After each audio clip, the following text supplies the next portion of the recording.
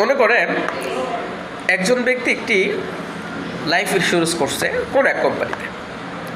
তো যখন তার আত্মীয় স্বজন বা সকলের কাছে বলছে আমি তো অমুক কোম্পানিতে একটি লাইফ ইন্স্যুরেন্স করছি, তো তার আশেপাশের লোকগুলো বলতেছে হাই হাই কী করছো এটা, ইন্স্যুরেন্সের টাকা, হ্যাঁ তুমি তো এটা করতে করতে তোমার জীবন শেষ হয়ে যাবে।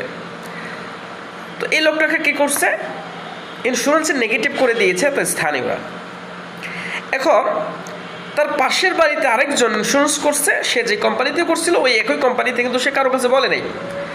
সে মাসে মাসে প্রিমিয়াম দিতেছিল। মেয়াদ শেষে যখন ইন্স্যুরেন্স তাকে টাকাটা ফেরত দিচ্ছে, এখন বলতেছে ইন্স্যুরেন্স কোম্পানি আপনার গ্রামের পাশে আপনি কি করেন, একটা অনুষ্ঠান করেন, আমরা চেকটা আপনাকে ওখানে প্রদান করব।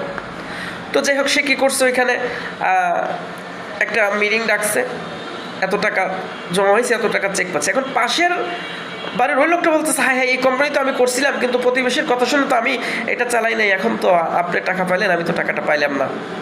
আপনার ঝুঁকি কভারেজ হলো, আপনি নিরাপত্তা গ্রহণ করলেন, কিন্তু একটা তো আমি পেলাম না। মনে রাখবেন, আপনার প্রতিবেশী কখনো চায় না আপনি ভালো কিছু করেন, আপনার প্রতিবেশী কখনো চায় না আপনার উন্নতি হোক। অতএব প্রতিবেশীর কথা কান না দিয়ে আপনার জ্ঞানে লাইফ ইন্স্যুরেন্স রিসার্চ করে আপনি সুন্দর একটি কোম্পানিতে ভবিষ্যৎ নির্ধারণ করুন।